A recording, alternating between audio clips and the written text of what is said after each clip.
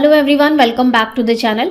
New tax regime में home loan का deduction allowed है, लेकिन सिर्फ लेट आउट प्रॉपर्टी पर।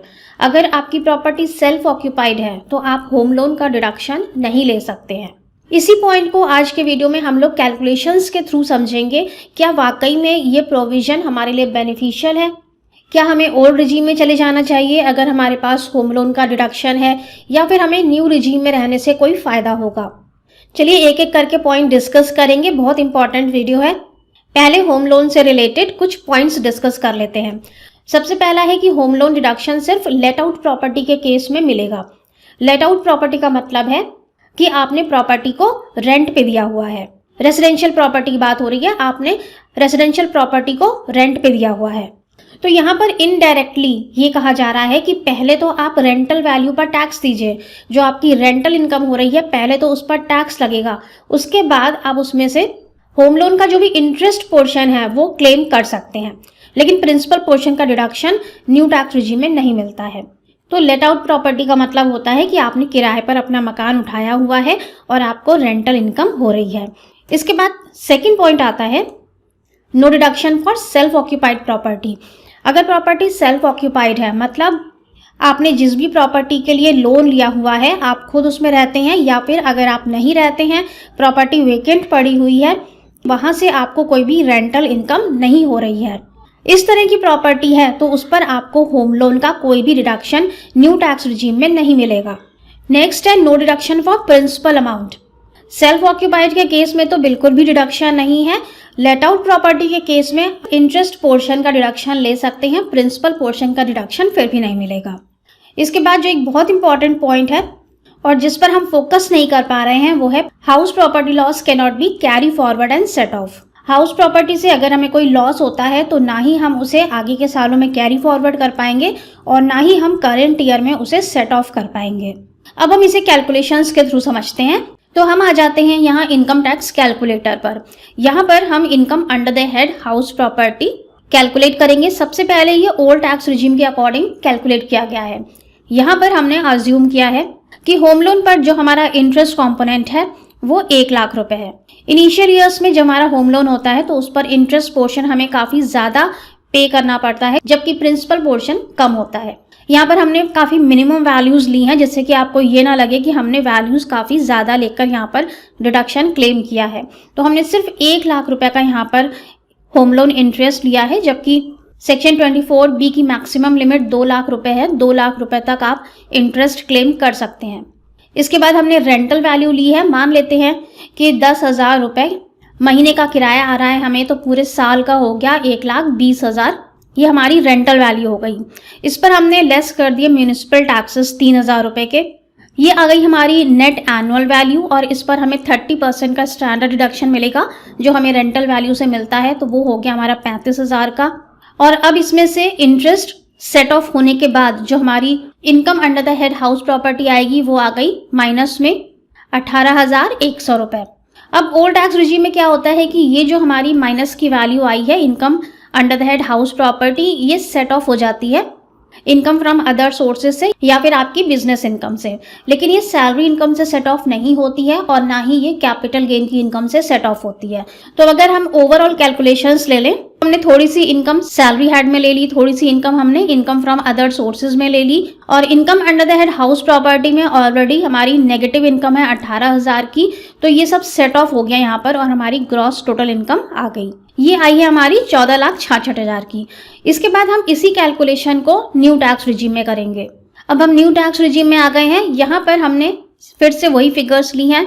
रेंटल वैल्यू हमारी 1,20,000 की है। 10,000 रुपये हमने पर मंथ के हिसाब से लिया है।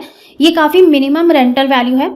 अगर आप किसी भी मेट्रो सिटी में रहते हैं तो आपको पता होगा कि इतनी वैल्यू में सिर्फ 1 कमरे का घर मिलता है।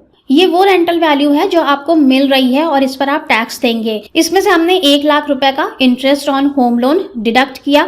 इसके बाद जो हमारी income under the head house property है ये यहाँ पर 0 हो गई। ये 0 क्यों हो गई? क्योंकि न्यू टैक्स रिजीम में आपको लॉसेज सेट ऑफ या फिर कैरी फॉरवर्ड करने का बेनिफिट नहीं है। ओल्ड टैक्स रिजीम में हमारे 18,000 रुपये हमारी टोटल इनकम से लेस हो रहे थे, लेकिन यहाँ पर वो बेनिफिट हमें नहीं मिला और यहाँ पर हमारी कुछ भी नेगेटिव इनकम नहीं है। अगर हम ओवरऑल सिचुएशन देखेंगे यहाँ पर सेम फिगर्स हैं, हमने सैलरी हेड में 14,50,000 लिया, थोड़ी सी इनकम हमने इनकम फ्रॉम अदर सोर्सेज में ली और हमारी ग्रॉस टोटल इनकम यहाँ पर आ रही है 14,85,000 की, जबकि ओल्ड टैक्स रिजीम में 14,66,000 की इनकम आ रही थी, क्योंकि यहाँ पर 18,000 का लॉस एडजस्ट हो गया था। चलिए फिर से आते हैं हाउस प्रॉपर्टी के हेड पर। अब हम क्या करते हैं, हमने यहाँ पर बहुत ही मिनिमम रेंटल वैल्यू ली थी, अब हम ले लेते हैं यहाँ पर 2,40,000, यानी कि हम मान लेते हैं कि 20,000 रुपए पर मंथ पर हमने अपनी प्रॉपर्टी रेंट पर दी हुई है। अब यहाँ पर क्या होगा, 65,000 रुपीज़ की इनकम आ गई है, ये आपकी टैक्सेबल हो जाएगी as per your slab rate. New tax regime में कैलकुलेशन कर रहे हैं हम, इसलिए यहाँ पे सेल्फ ऑक्यूपाइड प्रॉपर्टी का कॉलम हाईलाइट नहीं हो रहा है, क्योंकि यहाँ पर हम वैल्यूज पुट नहीं कर सकते हैं। तो यहाँ पर कंक्लूजन क्या निकल के आता है कि अगर सेल्फ ऑक्यूपाइड प्रॉपर्टी है आपकी, आप खुद उसमें रहते हैं और आप होम लोन का डिडक्शन लेना चाहते हैं, तो आप ओल्ड टैक्स रिजीम में जा सकते हैं, क्योंकि यहाँ पर आपको सेल्फ ऑक्यूपाइड प्रॉपर्टी के केस में होम लोन का डिडक्शन नहीं मिलेगा। लेकिन ये डिपेंड करता है कि आपकी अदर इनकम क्या है, सैलरी से इनकम क्या है, अदर सोर्सेज में इनकम क्या है। ओवरऑल पोजीशन लेकर आपको देखना होगा कि कौन सी रिजीम आपके लिए बेनिफिशियल रहेगी।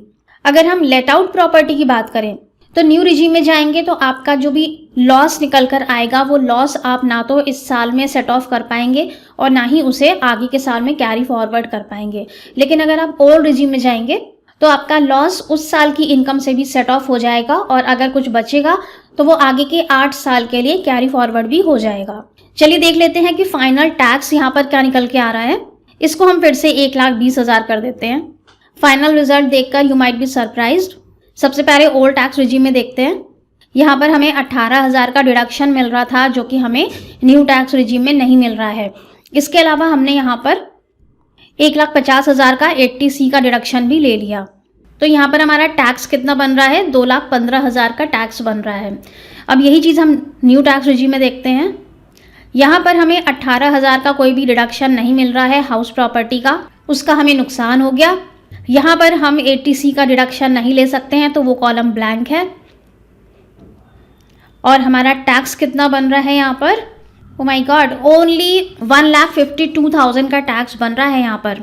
अब आप कंपेयर कर पा रहे होंगे कि ओल्ड रिजीम के अंदर हमने इतने सारे डिडक्शंस ले लिए, हाउस प्रॉपर्टी का हमें लॉस भी मिल गया था, 80C भी ले लिया था, उसके बाद भी 2 लाख से ऊपर का हमने टैक्स दिया। न्यू टैक्स रिजीम में क्योंकि टैक्स रेट्स काफ़ी कम है, यहाँ पर हमने कोई भी डिडक्शन नहीं लिया, हाउस प्रॉपर्टी का डिडक्शन भी हमें नहीं मिला, उसके बाद भी यहाँ पर सिर्फ 1,52,000 का ही टैक्स बन रहा है। तो यहाँ पर डिपेंड करता है कि आपकी ग्रॉस टोटल इनकम कितनी है, आपके डिडक्शंस कितने हैं, आपके पास कोई पिछले साल का लॉस तो नहीं है जो आप इस साल सेट ऑफ करना चाहते हैं। इसलिए जब आप सारी चीज़ें कंपेयर करेंगे आपस में, तभी ये जान पाएंगे कि कौन सी रिजीम आपके लिए बेनिफिशियल होगी। इनकम टैक्स की साइट पर आपको इनकम टैक्स कैलकुलेटर मिल जाता है, बहुत अच्छा कैलकुलेटर है। यहाँ पर आप एडवांस मोड में जाके चेक कर सकते हैं कि आपका कितना इनकम टैक्स बनेगा। होप की वीडियो आपके लिए यूजफुल रहा होगा। Thank you so much for watching this video.